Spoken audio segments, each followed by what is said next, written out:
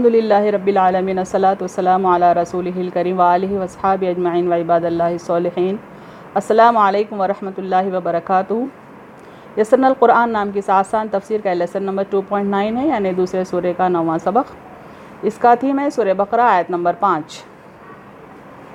Topics کا word اس طرح سے ہیں۔ سب سے پہلے ورڈ ٹو ورڈ ٹرانسلیشن، جس میں اردو کے ساتھ ساتھ انگلش ٹرانسلیشن بھی ہم دیکھیں گے، پھر کامنٹری، آخر میں کچھ امپورٹنٹ پوائنٹس، ایکنالجمنٹ اور ریفرنسز۔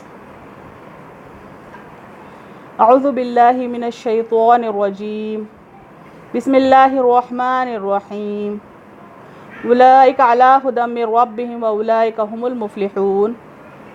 یہ سورہ بقرہ آیت نمبر 5۔ اس کا لفظی ترجمہ نیچے ہے۔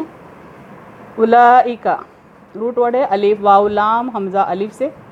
اس کا اردو ترجمہ ہوگا وہ لوگ، انگلش میں دوز یا دے کہیں گے۔ نیکسٹ لائن دیکھیں، علی روٹ ورڈ ہے، عین لام یا، اور اس کا اردو ترجمہ ہے پر، انگلش میں آن کہیں گے۔ تھرڈ لائن دیکھیں، ہدن روٹ ورڈ ہے، ہا دال یا سے، معنی ہیں ہدایت کے، اور انگلش میں گائیڈنس کہیں گے۔ نیکسٹ دیکھیں، من روٹ ورڈ ہے، میم اور نون، اردو میں ترجمہ ہے سے، انگلش میں فرام۔ آخر میں دیکھیں، ربہم کمبینیشن ہے رب اور ہم کا۔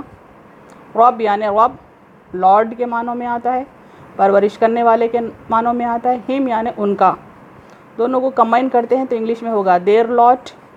اور نیچے آخری لائن دیکھیں، رب کا روٹ ورڈ ہے را با سے، اور ربہم کا اردو ترجمہ ہوگا ان کا رب۔ واولئک روٹ ورڈ ہوگا الف واو لام حمزہ الف سے، واو کے معنی اور کے ہیں، اولئک یعنی وہ لوگ، انگلش میں کہیں گے اینڈ دوز۔ نیکسٹ لائن دیکھیں، ہم یعنی وہ، انگلش میں دے۔ المفلحون کمبینیشن ہے ال اور مفلحون کا۔ ال تو انگلش کے آرٹیکل دا کے ایکویلنٹ ہے، مفلحون یعنی سکسیسفل وانس۔ المفلحون کو کمبائن کرتے ہیں تو معنی ہوتے ہیں دی سکسیسفل وانس۔ لاسٹ لائن میں مفلحون کے معنی دیکھیں، کامیاب، مقصد پانے والے، اور روٹ ورڈ ہے فا لام ہا سے۔ اب مکمل لفظی ترجمہ دیکھتے ہیں سورہ بقرہ آیت نمبر 5 کا۔ اولئک یہی لوگ، علی ھدی ہدایت پر ہیں، من ربہم ان کے رب کی طرف سے، واولئک اور یہی لوگ ہیں، ھم المفلحون جو کامیاب ہیں، فلاح پانے والے ہیں۔ کمبائن کرتے ہیں تو اس طرح سے ہوگا، یہی لوگ ان کے رب کی طرف سے ہدایت پر ہیں اور یہی لوگ فلاح پانے والے ہیں۔ انگلش میں کہیں گے they are on true guidance from their lord and it is these who will prosper. متقین کی صفات جو پچھلی آیت میں آئی ہیں، تھوڑا ہم ریویژن کرتے ہیں، پھر یہ آیت پرٹیکولر آیت پہ یعنی آیت نمبر 5 پہ فوکس کریں گے۔ پچھلی آیتوں میں آیت نمبر 3 اور آیت نمبر 4 ان کا ریویژن یہاں ہے، خاص طور پہ آیت نمبر 3 کا ریویژن۔ اس میں متقین کی 3 صفات کا ذکر ہے۔ الذین یؤمنون بالغیب جو لوگ غیب پر ایمان لاتے ہیں، یہ ہے پہلی صفت۔ ویقیمون الصلاۃ اور نماز قائم کرتے ہیں، یہ دوسری صفت۔ ومما رزقناہم ینفقون اور جو کچھ ہم نے ان کو دیا ہے اس میں سے خرچ کرتے ہیں، یہ ہے متقین کی تیسری صفت۔ آیت نمبر 4 کا ریویژن کرتے ہیں، جس میں متقین کی 2 صفات کا ذکر ہے، صفت نمبر 4 اور 5۔ والذین یؤمنون بما انزل الیک وما انزل من قبلک اور وہ لوگ جو ایمان لاتے ہیں اس پر جو اتاری گئی تم پر اور جو اتاری گئی تم سے پہلے، یہ چوتھی صفت ہے متقین کی۔ اور آگے دیکھیں، وبالآخرۃ ھم یوقنون اور وہ آخرت کا یقین رکھتے ہیں۔ یہ 5 صفات ہم اپنے پچھلے لیسنز میں دیکھ چکے ہیں۔ گزشتہ آیات میں مجموعی طور پر متقین کی 5 صفات ذکر کی گئی ہیں۔ سمرائز یہاں کیا جا رہا ہے، ایمان بالغیب کے ذریعے تمام عالمین کے رب سے متصل ہونا، یعنی رب العالمین سے اپنے آپ کو کنیکٹ کرنا بالغیب پر ایمان لا کر۔ دوسری صفت، بعد جماعت نماز قائم کر کے اس طاقت سے اجتماعی رابطہ قائم کرنا، یعنی as a community, as a society, as a Muslim society ہم کو بعد جماعت نماز قائم کر کے ایک گروپ کے فارم میں اللہ سے کنیکٹیویٹی کریٹ کرنا۔ انفاق کے ذریعے یعنی اللہ کی راہ میں خرچ کرنا، والدین، قریبی رشتہ داروں، ضرورت مند لوگوں پہ خرچ کرنا انفاق کہلاتا ہے۔ انفاق کے ذریعے سماج سے مربوط و منظم ہونا، یعنی سماج سے کنیکٹ ہونا اور سماج کو آرگنائز کرنا، یعنی اپنی ذات سے دوسروں کو فیض یاب کرنا، یہ متقین کی تیسری صفت تھی۔ اللہ کے دیے ہوئے دستور اور قانون پر جو محمد صلی اللہ علیہ وسلم پہ نازل ہوا، اس پر ایمان لانا اور عمل کرنا، یعنی قرآن مجید پر ایمان لانا اور پچھلی تمام اللہ کی کتابوں پر ایمان لانا، یہ متقین کی چوتھی صفت ہے۔ آخر دیکھیں 5ویں صفت آخرت کا یقین رکھنا۔ یہ تھی سمری پچھلے لیسنز کی۔ اب فوکس کرتے ہیں پریزنٹ آیت پہ جو کہ آیت نمبر 5 ہے۔ اولئک علی ھدی من ربہم، یہی لوگ ان کے رب کی طرف سے ہدایت پر ہیں۔ اولئک کا اشارہ متقین کی طرف ہے، یعنی پچھلے آیتوں میں جو صفات بیان کی گئی ہیں متقین کی، ان متقین کی طرف ہے۔ اس میں اس بات کی طرف اشارہ ہے کہ یہ لوگ ہدایت الہی پر ہے اور کامیاب ہونے کی وجہ سابقہ صفات کے حامل ہیں، یعنی وہ 5 صفات ان کے اندر موجود ہیں، وہ 5 کوالٹیز ان کے اندر موجود ہوتی ہیں، تب یہ کامیاب ہوتے ہیں، اور یہی لوگ ہیں جو اللہ کی طرف سے ہدایت پر قائم ہیں۔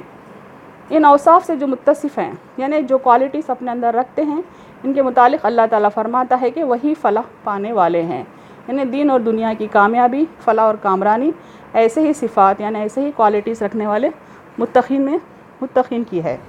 مذکورہ صفات کے حامل مومنین ہی متقی کہلانے کے حقدار ہیں، اور وہی اپنے رب کی طرف سے حاصل شدہ ہدایت پر قائم رہ کر فلاح و کامرانی حاصل کرنے والے ہیں۔ المفلحون، اس لفظ پر فوکس کرتے ہیں، اس کے معنی، اس کی تشریح پر۔ فلاح پانے والے، فلاح یعنی پھاڑنا۔ مفلحون لفظ فلاح سے ہے۔ فلاح کے لفظی معنی سینونیم ہوتا ہے پھاڑنا۔ کسان زمین کو پھاڑتا ہے اس لیے اسے فلاح کہتے ہیں۔ کامیابی و کامرانی کو اس لیے فلاح کہتے ہیں، اس لیے فلاح کہتے ہیں کہ مشکلات کو دور کر کے ہی مقاصد میں کامیابی حاصل کی جاتی ہے، کیونکہ کامیابی کے لیے، سکسیس کے لیے ہم کو بہت اسٹرگل کرنا پڑتا ہے، بہت سارے ہرڈلز دور کرنا پڑتا ہے، تبھی کہیں ہم اپنے گول کو اچیو کرتے ہیں، اسی لیے کامیابی کو فلاح کہتے ہیں۔ فلاح اس مکمل کامیابی کو کہا جاتا ہے جس کے سائے میں دنیا و آخرت کی ساری سعادتیں اور برکتیں سمٹ آئی ہوں، یعنی فلاح سے مراد آخرت کی کامیابی کے ساتھ ساتھ دنیاوی کامیابی بھی اس کے اندر موجود ہے، دنیاوی برکتیں بھی اس کے اندر موجود ہیں۔ عربی زبان میں فلاح کے لفظ سے زیادہ اور کوئی جامع لفظ، یعنی ایسا کوئی دوسرا ایکویلنٹ ورڈ نہیں ہے جو اتنے زیادہ کمپلیٹ معنی دیتا ہے جیسا کہ لفظ فلاح دیتا ہے۔ فلاح کے لفظ سے زیادہ اور کوئی جامع لفظ نہیں جو دنیا و آخرت کی کامیابی و کامرانی پر دلالت کرتا ہو۔ متقین کا مقام اللہ کی نظر میں۔ الذین آمنوا وکانوا یتقون، جو لوگ ایمان لائے اور ڈرتے رہے، لہم البشریٰ فی الحیات الدنیا وفی الآخرہ لا تبدیل لکلمات اللہ ذالک هو الفوز العظیم۔ ان کے لیے دنیا کی زندگی اور آخرت میں خوشخبری ہے، اللہ کی باتوں میں تبدیلی نہیں ہوتی، یہی بڑی کامیابی ہے۔ یعنی اللہ پر جو ایمان لاتے ہیں اور اللہ سے ڈر کر جو اپنی زندگی گزارتے ہیں، ایسے متقین کے لیے دنیا میں بھی بشارت ہے اور آخرت میں بھی بشارت ہے، یعنی اللہ تعالیٰ ایسے لوگوں کی دنیاوی زندگی بھی سہل کر دیتا ہے اور ایسے لوگوں کی آخرت بھی سہل یعنی آسان کر دیتا ہے۔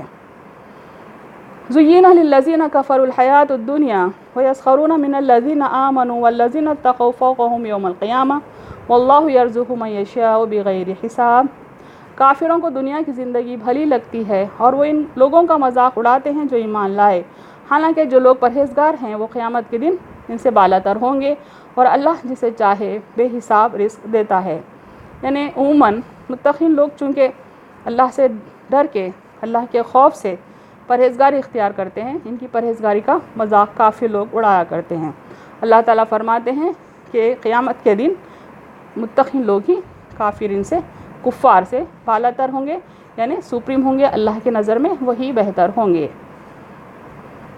متقین کے بعد کافروں کا بیان آئے گا اور اس کے بعد منافقوں کا، جن کی حالت اس طرح ہے، مذبذبین بین ذالک لا الہ ہؤلاء ولا الہ ہؤلاء، کفر اور ایمان کے درمیان ڈاواں ڈول ہیں، نہ پورے اس طرف ہیں اور نہ پورے اس طرف، یعنی آگے والی آیتوں میں ایسے لوگوں کا ذکر آئے گا۔ امپورٹنٹ پوائنٹ جو ہم نے اس لیسن میں دیکھے، اہل تقویٰ ہی ہدایت پر ہیں، یعنی تقوی کی زندگی، گناہوں سے پرہیز کرنے والوں کی زندگی صحیح ہے اور وہی ہدایت پر ہیں اللہ کی طرف سے۔ ایمان بالغیب رکھنے، نماز قائم کرنے، انفاق کرنے اور وہی و قیامت پر ایمان رکھنے والے ہی فلاح پانے والے ہیں، یعنی یہ متقین کی صفات ہے۔ جو صفات اپنے میں رکھتا ہے وہی مومن بندہ کامیاب ہوگا، دنیا میں بھی اور آخرت میں بھی۔ متقین کے لیے دنیا میں بھی خوشخبری ہے اور آخرت میں بھی۔ متقین قیامت کے دن کفار سے بالاتر ہوں گے اور بہترین رزق سے نوازے جائیں گے۔ اسی کے ساتھ میں اپنی بات کو ختم کرتی ہوں۔ وآخر دعوانا ان الحمد للہ رب العالمین۔